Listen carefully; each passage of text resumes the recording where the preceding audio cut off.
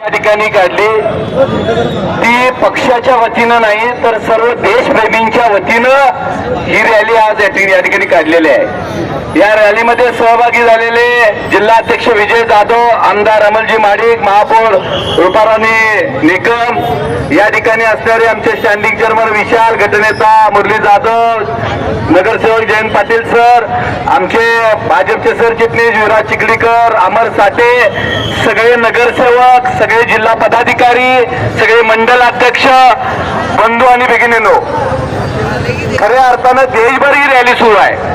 आता या रॅलीमध्ये खऱ्या तिरंग्यांचे आन बाण आणि शान राखायचं काम खरं बघितलं तर 14 पासून या देशाचे आदरणीय लाडके पंतप्रधान नरेंद्रजी मोदी झाल्यापासून देश कसा चालवावा, देशाची शान कशी ठेवावी, देश कशा पद्धतीने विकासाकडे न्यावा, या देशातल्या जनतेला स्वाभिमान काय असतो हे दाखवून देण्याचं काम आदरणीय नरेंद्र मोदींच्या नेतृत्वाखाली या ठिकाणी झालेलं आहे। आणि हे खरं आहे, खऱ्या अर्थानं देश स्वतंत्र कसा झाला या येणाऱ्या असणाऱ्या युवा पिढीला माहिती असणं गरजेचं आहे। देश असा स्वतंत्र नाही झालेला, 150 वर्ष या देशावर परकीयांनी राज्य केलं, 6 लाख आपल्या क्रांतिकारकांनी आपल्या प्राणाचं बलिदान दिलं, तेव्हा कुठं हा देश स्वतंत्र झाला।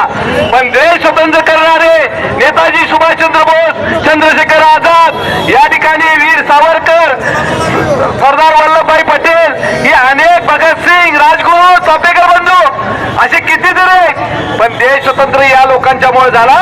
आणि मलिदा खायला मात्र नंतर 65 वर्ष कोण आलं आणि कुणी राज्य केलं हे आपल्या सगळ्या जनतेला माहित आहे। पण येणाऱ्या पिढीलाही हे माहित असलं पाहिजे, नुसतं गांधी नेहरू म्हणून चालणार नाही। हा देश स्वतंत्र इंग्रज ज्यावेळेला कळलं इंग्रजांना की आता आपल्या या देशामध्ये काय खरं नाही, त्यावेळी पाय लावून पळून जाण्याचा प्रयत्न इंग्रज केले आणि हा देश त्यावेळी स्वतंत्र झाला। आज 60 वर्ष आपण या देशाचं लोकशाहीमध्ये आणतो, पण ही लोकशाही सुद्धा धोक्यात आणण्यासाठी आपण आपल्या बाजूला असणारे चायना, पाकिस्तान हे देश आहेतच, पण स्वदेश आपल्या देशातले चोर, आपल्या देशातले अंतर्गत कलह आपल्याला या ठिकाणी पायबंद घालण्याचा प्रयत्न करायला आहेत। म्हणून या देशातल्या जनतेला हे समजलं पाहिजे, देश स्वतंत्र होऊन 79 वर्ष झाली, 80 वर्ष आहे। आज खऱ्या अर्थानं महासत्ता देश बनवायचा असेल तर तुम्ही आम्ही सर्व एवढी पुरेशी नाही, या कोल्हापुरातल्या या सगळ्या जनतेनं रस्त्यावर आलं पाहिजे। हा कार्यक्रम काय कुठल्या पार्टीचा कार्यक्रम नाही आहे, आपल्या तिरंग्याची शान राखण्यासाठी घराघरावरती झेंडे लावा म्हणून आपण सांगितलं। 13 तारखेला आज घरावर झेंडे लावावे, 15 तारखेला ते उतरावे, पण हे करत असताना नुसत्या तिरंग्याचा झेंडा लावून चालणार नाही। आणि अशा वेळेला आपण हे देश 150 वर्षानंतर 6 लाख लोकांनी जे प्राणाचं बलिदान देऊन हे देश स्वतंत्र केला, तो देश पुन्हा परकीयांच्या ताब्यात जाता कामा नये यासाठी जागरूक राहण्याची आवश्यकता आहे। म्हणूनच माझ्या बंधू भगिनी बांधवांनो, सर्वांनी मिळून भारतीय जनता पार्टी 80% राजकारण आणि 20% समाजकारण करणारा पक्ष आहे। आणि मोदी कुठलाही स्वार्थ न ठेवता, अमित शहा असतील, नितीन गडकरी असतील, या राज्याचे मुख्यमंत्री देवेंद्रजी फडणवीस, चंद्रकांत दादा पाटील, ही सगळी लोक कशासाठी राबवल्यात, कशासाठी रक्त आटवाल्यात, आपल्याला 2047 साली देशाला महासत्ता बनवायचा आहे, पण आपलीच लोक आपल्यामध्ये पाय घालण्याचा प्रयत्न करायला आहेत। म्हणून आपल्या सगळ्यांचं कर्तव्य आहे की देश, देव, देश आणि धर्मासाठी आपण सगळ्यांनी एकत्र आलं पाहिजे।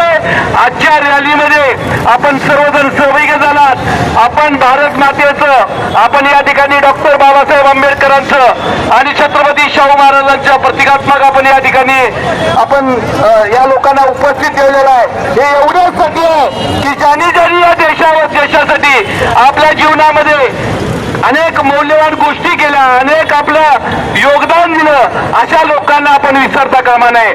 म्हणून आजच्या या तिरंगी रॅलीमध्ये जे जे संयोजक आहेत, जे जे पदाधिकारी आहेत, मी त्या सर्वांचं मनापासून अभिनंदन करतो। आधी सांगितलेल्या वेळेमध्ये ही रॅली निघाली आणि सांगितलेल्या वेळेमध्ये आपण या रॅलीची या ठिकाणी समाप्ती करतोय। पण 8 तारखेला आपण भारतीय जनता पार्टीच्या कार्यालयामध्ये हे ज्या 25 पट गर्दी ही असली पाहिजे. 15 तारखेला याच्या 25 पट गर्दी असली पाहिजे. सर्वांना निमंत्रण द्या आणि 15 ऑगस्ट आणि 26 जानेवारी हे 2 दिवस आपल्यासाठी अतिशय महत्वाचे आहेत. या तिरंगी रॅली चांगल्या पद्धतीने यशस्वी केली त्याबद्दल पुन्हा एकदा सगळ्या संयोजकांचं मनापासून अभिनंदन करतो. धन्यवाद.